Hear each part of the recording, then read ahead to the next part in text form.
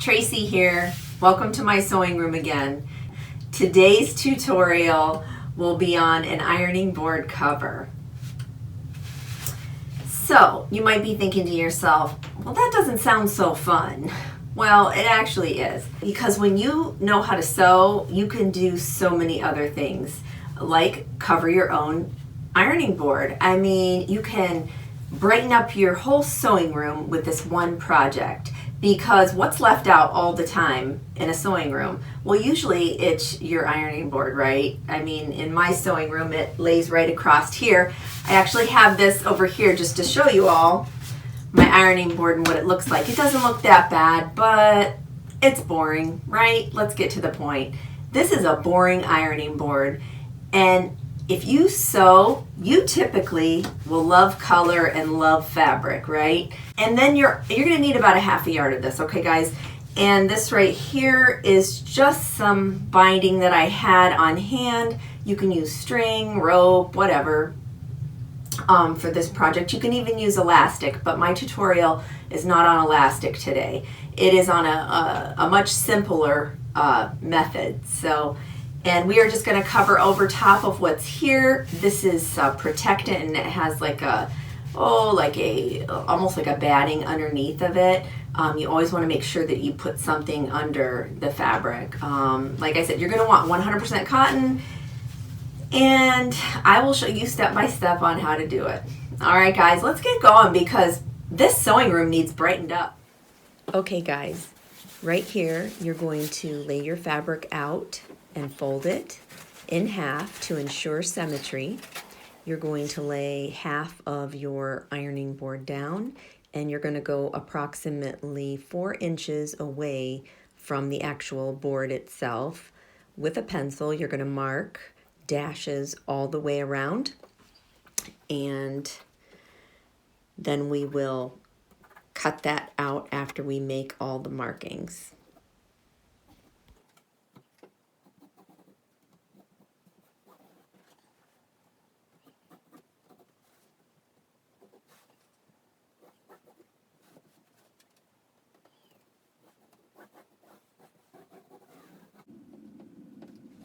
Okay guys, after you have traced out the size that you'll need, you're going to want to take a very sharp rotary cutter or your special fabric scissors, and you are going to cut around the line that you just made with the pencil.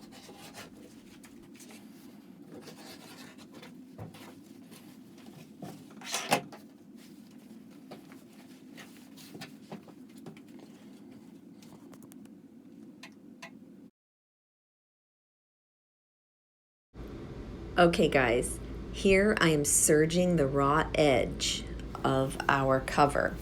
Now, you do not need a serger in particular. You can use a regular sewing machine. All you would have to do for this step is do a small hem, just a normal small hem. You would tuck in the fabric, fold it over about 1/4 of an inch and 1/4 of an inch again, and do a straight stitch across, and that will hide your raw edge just nicely. So you could do either way. I do prefer the serger only because it's a newer addition to my sewing room, and I do love it. I've waited so long for one, and I really do enjoy serging.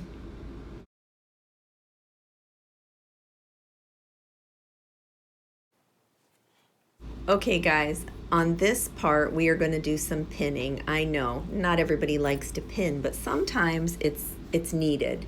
So in this case, I do believe that's the case. So only on the corners though do you have to pin, and if you don't do this now, you will have trouble on your sewing machine when you go to do your straight stitch.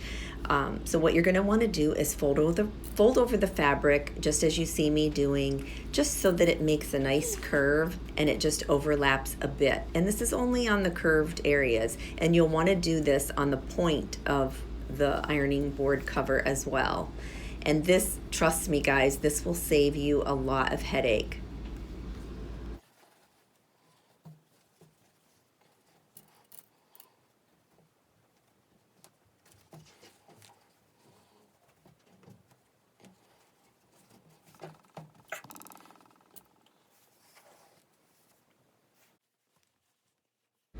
Okay guys, you see there at the beginning I turned the pin in the opposite direction, going horizontally. You'll want to do that to ensure that you don't close up the cover in its entirety, because we're going to need to push our binding through that I have, or your rope or your string or whatever you might have.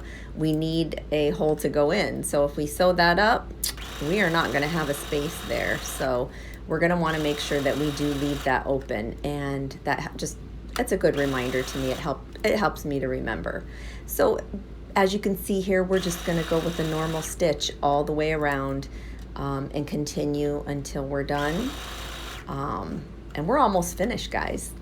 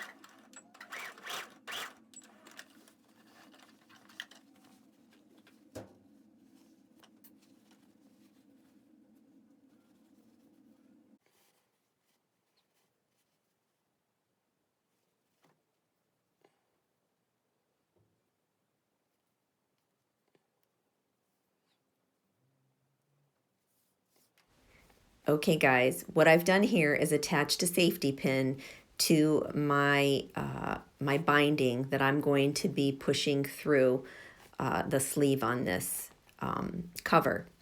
So as you can see, you just pin it real good, make sure it's on there good.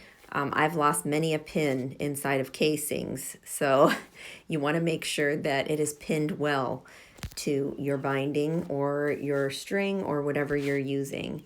And here you see I'm just pushing it through and pushing it through. This takes a little bit of time, you know, a few extra minutes to do this step.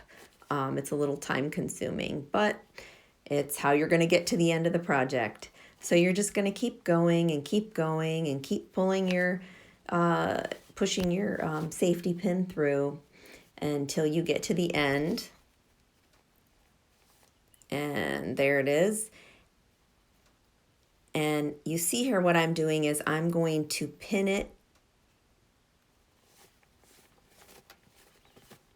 to the actual cover. And that ensures that I will not lose it because it took all that time to pull that through, and I would be so upset if I lost it right now within the casing. So I pinned it to the end there. That's just a little tip for you. And then I'm just pulling the rest of the string all the way through until I feel like it's open wide enough. And then you can see me here, I undo it all, and then I actually pin the two pieces together. Now this will make sure that I don't lose either end in there, okay? Because we need to spread out the cover so that it's able to fit around our ironing board before we actually cinch it up. So that's what's happening here.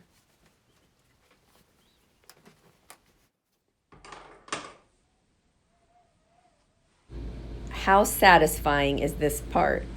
This is my favorite part when it all comes together and I pull those drawstrings. It's just satisfying. What can I say?